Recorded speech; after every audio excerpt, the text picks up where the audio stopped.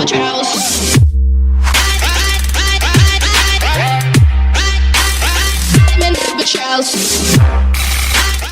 guys, this is Editors Depot and you're watching another intro template tutorial. Feel free to pause this video at whatever moment you wish if we're going a little too fast for you. And if you have any questions, leave them down below in the comment section. We always reply to every single comment, and if we're away for a minute, just go ahead and comment down below and there's very friendly people that will help you, guaranteed. It's important to remember that this is a pre-made tutorial that we've carefully selected and approved because we noticed that it works the exact same way. If you have any questions, comments, or it's just not working for you, just leave a comment down below and we'll get back to you, guaranteed. Now this tutorial requires both Adobe After Effects and Cinema 4D. You will absolutely require them. If you do not have them, go ahead and visit EditorsDepot.com. We can do any template customization at very affordable prices. Just feel free to select the template you wish and check out with it and detail everything you want on the template. Now that that's out of the way, all you're going to want to do is open up the Cinema 4D file. So here it is, and we already have it open, so we're going to go ahead and bring it up. And as you can tell, everything is ready to go. All you have to do is replace the text, render, and you're done. Except one little thing, there's sometimes problems that come up with the templates, and I'm going to go ahead and cover them here. Sometimes the audio will be included, and you don't have to worry a bit about that. As you can tell on this template, the audio is included. It's not a problem at all, and sometimes the font is not included. If it's not, all you want to do is of course look for the text layers. They will look a little like this. Select it, and then hit font, and select any font you wish. You can visit designerdepot.net for any font you wish. The first thing you want to do is of course modify one of the text layers. So here it says your. I'm going to go ahead and hover the text after I select it and replace it with editors. I'm going to do the same thing for the second layer behind that one. I'm going to hover the text and write editors. Now that that's done, I'm going to go ahead and render preview. And as you can see, it says editors, everything is 100% fine. You do the exact same thing for the bottom layers. I selected both at the same time. I'm going to replace it with Depot. Once I go ahead and render preview, it looks amazing and I'm happy with it. I'm 100% happy with the colors because it's red and Editors Depot is red, but if you're not happy with the colors, you can simply come down below, double click it, and make any modifications you wish, whether it's make it green, make it blue, or blend it all together and make a little purple. I'm going to go ahead and keep it this way, and I'm going to go ahead and go to my render settings now.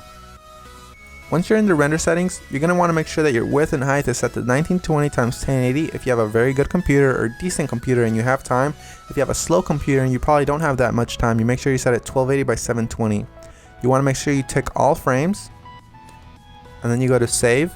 You make sure it's as a PNG sequence for a faster render that does not reduce quality at all. And you want to make sure you select file here. Make sure you make a folder for this one render sequence that's alone and empty. Mine is template render, and I'm going to name my every single sequence render. You close that and you begin the render. While it finishes rendering, I'm going to go ahead and open up my Adobe After Effects file and go ahead and get started with that for you guys. As you can see, that says that there's two files missing, so I'm going to go ahead and find them for my computer. So I'm going to wait for it to load, and as you can see, it says here that the audio is missing. I'm going to go ahead and double click the file, and I'm going to find it for the computer. It should be included in the template, and if it's not included, we're sorry and we're going to do our best to try to help you, but if it's not, you can go ahead and include any audio you want. As you can see here, it's not included, so I'm going to go ahead and just drag in one of my copyright-free files that I have in my library. You can use the one that we're using for this tutorial. Another really quick tip you can actually follow is just close this, right click the file, and go to rename. You can actually copy the entire name if it still has the original name of the song. Then you go back to YouTube, you paste that there, and you download the file from there. You want to make sure it's copyright free and you're not breaking any laws though. Once you've gone ahead and replaced your song, you're going to want to go ahead and replace the other thing that was missing, which is of course the PNG sequence. It might be a PNG file, .png, or it might be an MP4 file, or anything within those regards, like QuickTime for example. You're going to go ahead and double click it and replace it with your render sequence. I'm going to select the first frame, scroll all the way down just to be safe, and select the last frame. You want to make sure you do the same thing, all while holding shift, so it selects every single one. You make sure you tick on sequence here where it says PNG sequence. You should have that option for Windows as well. You hit open and it will import every single one and it'll make it look like a video. That makes your render much faster and it looks the exact same. So we're 100% done. Assuming you have every single one of the plugins required, you're 100% done, and if you don't, you're going to have a black screen similar to this. But if you do have a black screen similar to this, you're gonna just want to make sure you troubleshoot it by turning off or turning back on whatever adjustment layers might be messing up your entire video. As you can see here, all of the adjustment layers, one of them within these messed up the entire render, so I'm gonna go ahead and turn them on one by one. That one's fine, that one's fine. Oh, this one's the problem here. So you make sure you turn them back on and you're done. So I had one layer that messed everything up, and that's because I do not have the correct plugin. You want to make sure you fix that, and you want to make sure you don't run into that problem again.